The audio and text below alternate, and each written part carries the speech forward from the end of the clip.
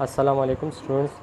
आज हमारा टॉपिक है वो एनसेड्स और मसल रिलैक्सेंट क्या होना चाहिए। एनसेड का मतलब है non steroidal anti inflammatory drug, वो ड्रग जो कि इन्फ्लेमेशन को ट्रीट करने के लिए यूज़ होते हैं लेकिन वो स्टेरॉयड ना हो, नॉन स्टेरॉयडल हो। और दूसरा जो उसका पोर्शन है वो मसल रिलैक्सेंट है, जो कि स्केलेटल मसल को रिलैक्स करते हैं ड्यूरिंग द सर्जरी। हम ये दोनों यूज़ करते हैं एनेस्थीसिया में। एनसेड्स हम पार द एनाल्जेसिया पर्पस के लिए यूज़ करते हैं और मसल रिलैक्सेंट हम स्केलेटल मसल को रिलैक्स करने के लिए यूज़ करते हैं। तो ये दोनों टॉपिक आज की लेक्चर में हम डिस्कस करेंगे। सबसे पहले आते हैं टुवर्ड द एनसेड्स, यानी non steroidal anti inflammatory drug. Non steroidal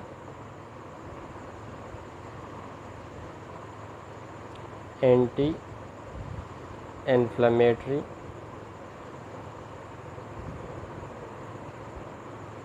drug. अच्छा, ये ड्रग क्या करते हैं? Relieve the pain only.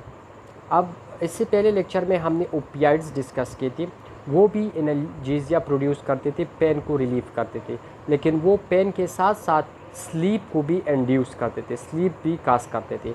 लेकिन ये जो एनसेड है ये तो एक पेन को रिलीव करते हैं, दूसरा ये स्लीप को इंड्यूस नहीं करते, यानी it cause only pain relief. ठीक है, इसीलिए चूँकि ये स्लीप नहीं काज करते, इसी बेस पे हम इसको नॉन नारकोटिक एनाल्जेसिक भी कहते हैं, यानी वो एनाल्जेसिक, वो ड्रग जो कि पेन को रिलीव करते हैं लेकिन सिडेशन नहीं काज करते, इसी बेस पे हम उसको नॉन नारकोटिक एनाल्जेसिक कहते हैं।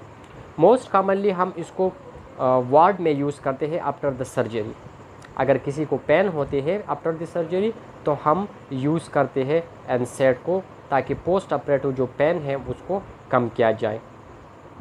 इसके अलावा डेली बेसिस पे भी हम इसको यूज़ कर सकते हैं for generalize body pain. Body में जिस एरिया में भी पेन हो, चाहे वो हेडेक हो, मसल पेन हो, स्टमक पेन हो, या इसके अलावा कोई दूसरा बॉडी में बोन पेन हो, जॉइंट पेन हो, तो इसके लिए हम यूज़ करते हैं जनरलाइज बॉडी पेन के। इसके अलावा हम इसको यूज़ करते हैं for the antipyretic purpose. Antipyretic मतलब फीवर, अगेंस्ट द फीवर हम इसको यूज़ कर सकते हैं, लाइक पेनाडोल हो गया, पैरास्टामोल वगैरह, जितने भी डिक्लोफेनेक होगी, तो पेन और फीवर दोनों के लिए यूज़ करते हैं। फॉर एंटी इन्फ्लेमेटरी पर्पस हम भी यूज़ कर सकते हैं। और anti platelet like aspirin, aspirin, disprin, वो क्या करते हैं? ब्लड को थिन करते हैं, ब्लड थिनर ड्रग्स हैं ये। तो इन चार पर्पस के लिए हम इसको यूज़ करते हैं। इसका मैकेनिज़्म ऑफ एक्शन किस तरह होगा? तो ये हमारे पास दो चीज़ें हैं जिसको प्रिवेंट करते हैं, एक हमारे पास प्रोस्टाग्लैंडिन और दूसरा थ्रोम्बोऑक्सिन A2। प्रोस्टाग्लैंडिन क्या है? It cause pain and inflammation, और इन्फ्लेमेशन जब होती है तो इन्फ्लेमेशन में फीवर भी होगा। ठीक है, तो ये जब प्रोस्टाग्लैंडिन को प्रिवेंट करते हैं, प्रोस्टाग्लैंडिन के फॉर्मेशन को स्टॉप करते हैं, तो न पेन होगा, न इन्फ्लेमेशन होगा, न फीवर होगा। इसके अलावा it also block the synthesis of thromboxane A2। Thromboxane A2 क्या है? ये प्लेटलेट को एक्टिवेट करते हैं, और प्लेटलेट जब एक्टिवेट हो जाते हैं तो ब्लड क्लॉट बनते हैं। तो जब थ्रोम्बोऑक्सिन ब्लॉक होगा थ्रू एनसेड, तो इससे प्लेटलेट एक्टिवेशन नहीं होगी और प्लग फॉर्मेशन यानी क्लॉटिंग ऑफ ब्लड भी नहीं होगी। अब ये प्रोस्टाग्लैंडिन और थ्रोम्बोऑक्सिन A2 को किस तरह ब्लॉक करते हैं? बाय ब्लॉकिंग एन एंजाइम, क्योंकि ये जो एंजाइम है साइक्लोऑक्सीजिनेज, ये थ्रोम्बोऑक्सिन A2 और प्रोस्टाग्लैंडिन के फॉर्मेशन में हेल्प करते हैं। तो जब ये एंजाइम ब्लॉक हो जाते हैं तो इससे ये दोनों केमिकल्स जो है ये प्रोड्यूस नहीं होंगे, साइक्लोऑक्सीजिनेज 1 एंड 2। ठीक है, तो इससे ना इन्फ्लेमेटरी मीडिएटर प्रोड्यूस होगा, ना पेन हमारे साथ होगी। अब इसमें दो किस्म हैं एनसेड में। एक है हमारे पास, एनसेड को हमने क्लासिफाई किया है इनटू टू ग्रुप्स। एक है हमारे पास सेलेक्टिव और दूसरा है नॉन सेलेक्टिव। सेलेक्टिव वो होगा जो आपके पास या तो साइक्लोऑक्सीजनेज 1 को ब्लॉक करेंगे या साइक्लोऑक्सीजनेज 2 को, इसको हम सेलेक्टिव एनसेड कहेंगे। लेकिन वो ड्रग जो कि दोनों को ब्लॉक करते हैं, साइक्लोऑक्सीजनेज 1 और 2 दोनों को ब्लॉक करते हैं, तो इसको हम नॉन सेलेक्टिव कहेंगे। ये 1 + 2 दोनों को ब्लॉक करेंगे, जबकि सेलेक्टिव जो है या 1 और 2 को ब्लॉक करेंगे। ठीक है, यहाँ पर मैंने दिया भी है। यहाँ पर डायग्रामेटिकली आप लोगों को साथ शेयर कर देता हूँ कि जब हमारी बॉडी में कहीं पर भी इंजरी हो जाते हैं, सेल इंजरी हो जाते हैं, तो सेल इंजरी का जो फर्स्ट रिस्पांस होता है वो in a form of inflammation होता है due to the cell injury. ठीक है, इन्फ्लेमेशन में क्या हो जाते हैं कि जो सेल मेम्ब्रेन होता है, ठीक है, सेल मेम्ब्रेन में जो फास्फोलिपिड है, उसी फास्फोलिपिड के ऊपर एक एंजाइम एक्ट करते हैं जिसको हम कहते हैं फास्फोलाइपेजेस, और वो फास्फोलाइपेज क्या करते हैं, प्रोड्यूस एराकिडोनिक एसिड। यहाँ पर डबल ए जो दिया गया है ये क्या है, एराकिडोनिक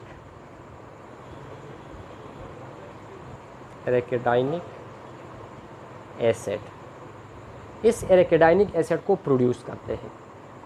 अब एराकिडोनिक एसिड पर जब साइक्लोऑक्सीजनेज 1 एक्शन करते हैं तो ये प्रोस्टाग्लैंडिन को प्रोड्यूस करते हैं, या साइक्लोऑक्सीजनेज 2 तो ये प्रोस्टाग्लैंडिन 2 को प्रोड्यूस करते हैं, और साथ ही थ्रोम्बोऑक्सिन भी प्रोड्यूस करते हैं। ठीक है, तो थ्रोम्बोऑक्सिन क्या करते हैं, होम्योस्टेटिक फंक्शन, होम्योस्टेसिस किसे कहते हैं, हीमोस्टेसिस, होम्योस्टेसिस कहते हैं ब्लड क्लॉटिंग को, यानी जो ब्लीडिंग होती है ब्लड थिनिंग की वजह से उसको स्टॉप करते हैं bye formation of the clot. Platelet को एक्टिवेट करते हैं और प्लेटलेट क्लॉट फॉर्मेशन करते हैं, तो ब्लीडिंग नहीं होती। दूसरा जो प्रोस्टाग्लैंडिन है, इट काज इन्फ्लेमेशन, तो इन्फ्लेमेशन में फीवर भी होगा, पेन भी होगा। ठीक है, तो ये दोनों ब्लॉक करते हैं। अब जब हम एनसेड को यूज़ करते हैं तो एनसेड इसी साइक्लोऑक्सीजनेज को ब्लॉक करेंगे, तो ना आपके पास हेमोस्टेसिस होगा, ना हेमोस्टेसिस क्या है, ब्लड क्लॉट फॉर्मेशन, तो ब्लड क्लॉट फॉर्मेशन भी नहीं होगा और इन्फ्लेमेशन भी नहीं होगा। अब जिस तरह मैंने बता दिया कि एक ड्रग है वो सिर्फ या तो COX-1 या COX-2 को, दोनों में से एक को ब्लॉक करते हैं, तो इसको हम सेलेक्टिव कहेंगे, और जो दोनों को कंबाइनली ब्लॉक करते हैं इसको हम नॉन सेलेक्टिव कहेंगे। तो ये उसका मैकेनिज्म ऑफ एक्शन है। अब इसमें जो ड्रग आप लोगों के कोर्स में शामिल है दैट इज़ द डिक्लोफेनेक, जो कि सोडियम और पोटाशियम होते हैं, diclofenac sodium, diclofenac potassium, aspirin, ठीक है, जो मोस्ट कॉमनली हम थिनिंग ऑफ द ब्लड के लिए यूज़ करते हैं, एंटीकोगुलेंट की या एंटीप्लेटलेट के तौर पर, पिरोक्सिकेम, केटरोलेक, सिलोकॉक्सिब एंड मिलॉक्सिकेम। मोस्ट कॉमनली जो हम एनेस्थीसिया में पेन के लिए यूज़ करते हैं, ठीक है, वो है हमारे पास केटरोलेक, जो तुरोडॉल के नाम से आते हैं, तुरोडॉल के नाम से। इसका जो डोज है वो है 0.5 मिलीग्राम पर केजी, ये उसका डोज है। ठीक है, ये हम इंट्राऑपरेटिवली भी दे सकते हैं, पोस्ट ऑपरेटिव भी दे सकते हैं for the pain management. Anaesthesia में ये एक ड्रग हम ज़्यादा यूज़ करते हैं। अब क्लिनिकली हम इसको किस पर्पज़ के लिए यूज़ करते हैं, तो सबसे पहले जिस तरह मैंने बता दिया that is the pain relief, analgesia. कौन सा pain, post operative, after the, क्योंकि ऑपरेशन के दौरान हम पेन रिलीफ के लिए ओपियाइड्स यूज़ करते हैं, तो पोस्ट ऑपरेटिवली हम क्या यूज़ करेंगे, एनसेड यूज़ करेंगे, particularly the ketorolac which is we called available in the form of Toradol. इसके अलावा क्रोनिक पेन, जो परसिस्टेंट पेन हो, like cancer pain, rheumatoid arthritis और ऑस्टियोआर्थराइटिस, ये इसमें क्रोनिक पेन होते हैं, कंटिन्यूसली पेन होते हैं, तो हम उसके लिए भी यूज़ कर सकते हैं। इसके अलावा मल्टी मोडल एनाल्जेसिया की एक पार्ट है। मल्टी मोडल एनाल्जेसिया किसे कहते हैं, जो हम बड़े पैमाने पर एनाल्जेसिया देते हैं। मल्टी मोडल एनाल्जेसिया में हमारे पास क्या क्या होते हैं, ओपियाइड्स और जो एनसेड है ये कंबाइन होते हैं, तो उसका भी ये पार्ट है। इसके अलावा जनरलाइज बॉडी पेन, जो मैंने स्टार्ट में बता दिया कि बॉडी में जहाँ पर भी पेन हो आप लोग उसको यूज़ कर सकते हैं एनसेड को। इसके अलावा ओपियाइड्स की डिमांड को भी कम करते हैं, क्योंकि ओपियाइड्स भी एनाल्जेसिक है लेकिन उसके साइड इफ़ेक्ट भी है, नार्कोसिस है, नाज़िया एंड वोमिटिंग है, रेस्पिरेटरी डिप्रेशन है। तो उसको कम करने के लिए हम एनसेड को भी यूज़ कर सकते हैं। इसके अलावा haemostasis, haemostasis mean stopping of bleeding. जो ब्लीडिंग हो रही है, ठीक है, उसको स्टॉप करने के लिए हम हीमोस्टेसिस देते हैं। लेकिन जो हमारे पास एनसेड है ये हीमोस्टेसिस को ख़त्म करते हैं, ये ब्लीडिंग कॉज करते हैं, ठीक है। तो हम ये ड्रग्स उन्हीं पेशेंट में यूज़ नहीं करेंगे जिससे ऑलरेडी ब्लीडिंग हो रही है। इसीलिए हम सर्जरी के दौरान भी इसको यूज़ नहीं करते, क्योंकि सर्जरी में ब्लीडिंग होते हैं तो हम ये यूज़ नहीं करते। आफ्टर द सर्जरी चूँकि ब्लीडिंग नहीं होती, सर्जरी कंप्लीट हो चुके होते हैं, तो फिर हम इसको यूज़ करेंगे। या उस पेशेंट में भी हम इसको यूज़ कर सकते हैं जिसको हार्ट डिजीज़ हो, थ्रोम्बोटिक हार्ट डिजीज़ हो, एथेरोस्क्लेरोसिस उसमें हो चुके हो, क्योंकि जो COX-1 है वो हमारे पास इरिवर्सिबली ब्लॉक करते हैं एस्पिरिन, COX-1 को इरिवर्सिबली परमानेंटली उससे ब्लॉक करते हैं। और दूसरे इंसेट जो है वो रिवर्सिबली, इरिवर्सिबल का मतलब ये है कि परमानेंट, रिवर्सिबल का मतलब है टेम्पररी। तो इससे थ्रोम्बोऑक्सिन A2 ब्लॉक होगा और एंटी कोगुलेशन होगी, यानी ब्लीडिंग की टेंडेंसी होगी, ब्लड थिन हो जाएगा।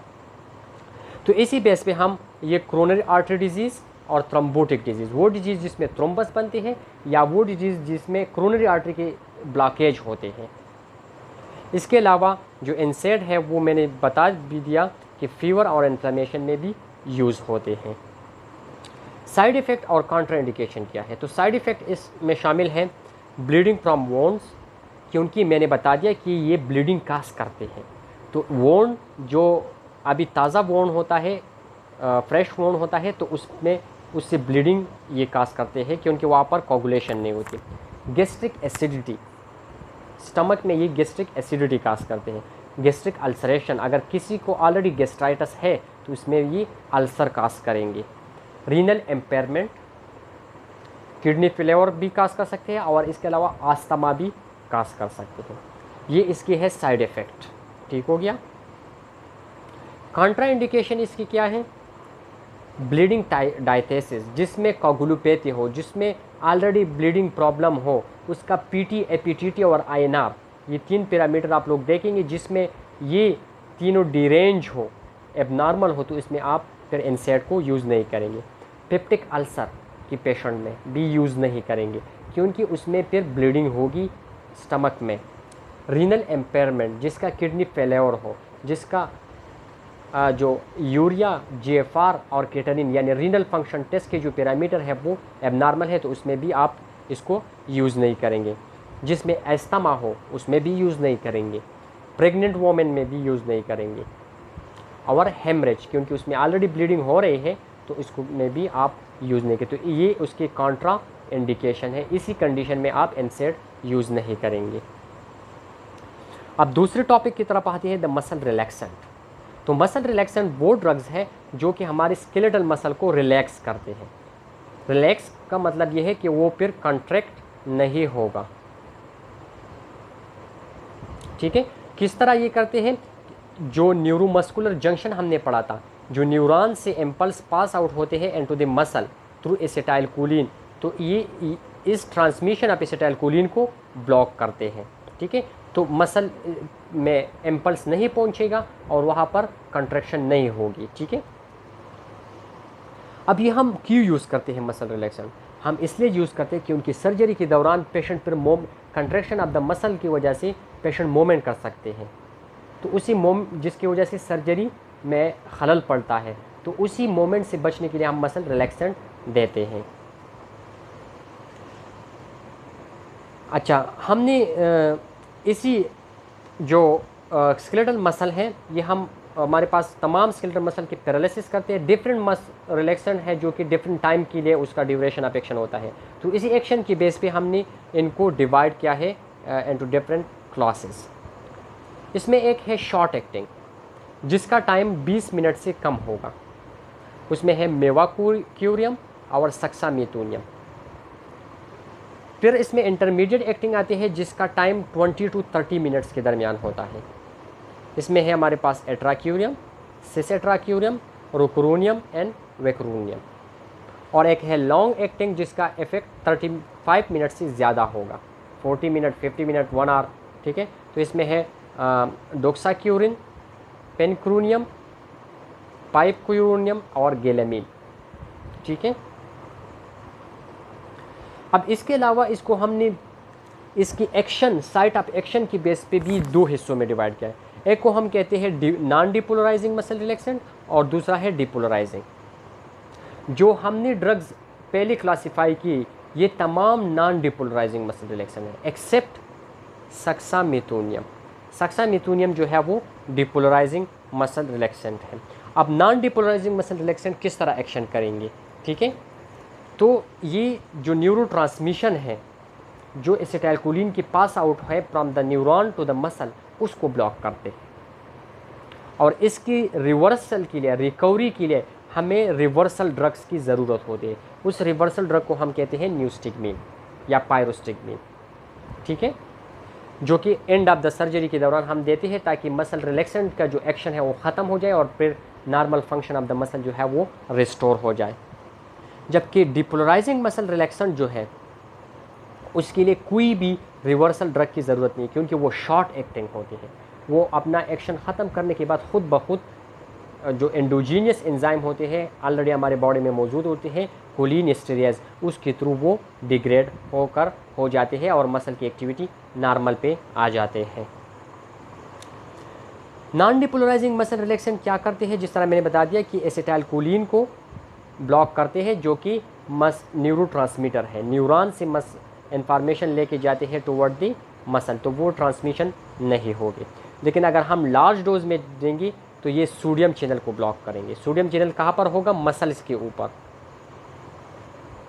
क्योंकि जब एसिटाइलकोलिन मसल में पास आउट होते हैं वहाँ पर रिसेप्टर के साथ बाइंड होते हैं तो सोडियम चैनल ओपन होता है और वो फिर एक्शन पोटेंशियल काज करते हैं। तो जब सोडियम चैनल ब्लॉक करेंगे तो एक्शन पोटेंशियल, अगर एसिटाइलकोलिन जो है वो पास आउट भी हो जाए लेकिन वो वहाँ पर एक्शन पोटेंशियल प्रोड्यूस नहीं करेगा,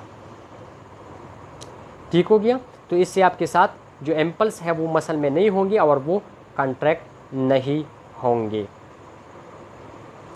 जबकि डिपोलराइजिंग मसल रिलैक्सेंट जो है वो उसका अगर हम केमिकल नेचर देखें तो वो 2 एसिटाइलकोलिन मॉलिक्यूल से बना होता है। सेम उसका जो केमिकल नेचर है वो एसिटाइलकोलिन की मॉलिक्यूल की तरह है। तो वो 2 फेजेस में एक्शन करते हैं। चूँकि इसका जो शेप है वो एसिटाइलकोलिन की तरह है तो जो मोटर एंड प्लेट के ऊपर रिसेप्टर होते हैं उनको ये पता नहीं होता कि ये सक्सामेथोनियम है या ये हमारे पास एसिटाइलकोलिन, क्योंकि इसका स्ट्रक्चर सेम है। तो ये जाकर उसी रिसेप्टर के साथ बाइंड होते हैं और वहाँ पर डिपोलराइजेशन काज करते हैं, ठीक है, जो कि हम उसको फेज 1 कहते हैं।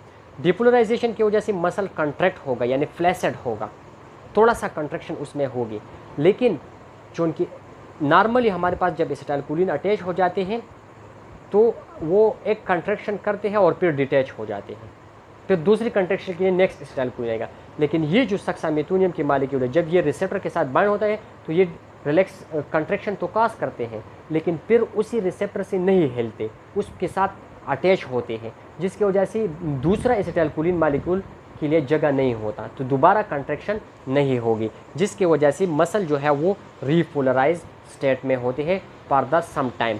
टाइम क्या है, 3 to 5 मिनट्स के लिए फिर ये होता है, ठीक है। तो ये एसिटाइलकोलिन मॉलिक्यूल को compete करता है, उसके साथ कंपटीशन की में जाते हैं। अब क्लिनिकल यूज़ क्या है, तो न्यूरोमस्कुलर ब्लॉकर को हम सर्जरी के दौरान यूज़ करते हैं जिस तरह मैंने बता दिया, ताकि बॉडी की मूवमेंट ना हो, या अगर हम किसी पेशेंट को आईसीयू में मैकेनिकल वेंटिलेशन देना चाहते हैं तो हम उसको पैरालाइज रखते हैं ताकि वो अपना ब्रीथ ना करे, ठीक है, और वेंटिलेटर उसको कंप्लीट ब्रीथ प्रोवाइड करे। तो इसके लिए जो पैरालिसिस हम करते हैं वो थ्रू इसी मसल रिलैक्सेंट के थ्रू करते हैं। ये नॉन डिपोलराइजिंग मसल रिलैक्सेंट की बात कर रहा हूँ मैं, ठीक है। जो डिपोलराइजिंग मसल रिलैक्सेंट है वो हम यूज़ करते हैं सर्जरी में। सर्जरी की जब हम इंडक्शन करते हैं, इंडक्शन में हम 3 चीज़ें देते हैं, एनाल्जेसिया, हाइप्नोसिस और मसल रिलैक्सेशन। तो अगर सर्जरी ऐसी है कि इमरजेंसी कंडीशन है, ठीक है, या फुल स्टमक पेशेंट है, या प्रेगनेंसी वोमेन जो है वो प्रेग्नेंट है, तो इन तीनों कंडीशन में इस तरह की पेशेंट में फिर हम non depolarising muscle relaxation action use करेंगे, क्योंकि इसका अनसेट ऑफ एक्शन भी रैपिड है और ड्यूरेशन जो है इसका शॉर्ट है। अगर डिफ़िकल्ट इंटूबेशन है तो आसानी के साथ पेशेंट रिकवर हो सकता है, और अनसेट भी रैपिड है ताकि हम जल्दी से इंटूबेशन करें, ताकि जो पेशेंट जो है वो वोमिटिंग एंड रिगर्जिटेशन ना करे। और जो नॉन डिपोलराइजिंग मसल रिलैक्सेशन है वो हम इलेक्टिव सर्जरी के लिए यूज़ कर सकते हैं। उसमें पेशेंट एनबीएम होता है, पेशेंट की स्टमक एम्प्टी होता है, तो उसमें गैस्ट्रिक एस्पायरेशन की चांसेस कम होते हैं और हमारे पास टाइम भी ज़्यादा होते हैं, ठीक है। और इसके अलावा हम मेंटेनेंस के लिए भी यूज़ कर सकते हैं during the surgery. So this is all about NSAID and muscle relaxation. अगर इसमें कोई क्वेश्चन हो तो फिर आप लोग मुझसे पूछ लें। और ये भी याद रखें कि जो हम मसल रिलैक्सेंट ज़्यादातर यूज़ करते हैं इमरजेंसी कंडीशन या फुल स्टमक प्रेगनेंसी, तो वो सक्सामिथूनियम है, और नॉन इमरजेंसी में इलेक्टिव सर्जरी में फिर हम एट्राक्यूरम और सिस एट्राक्यूरम जो है वो यूज़ करते हैं। Thank you very much.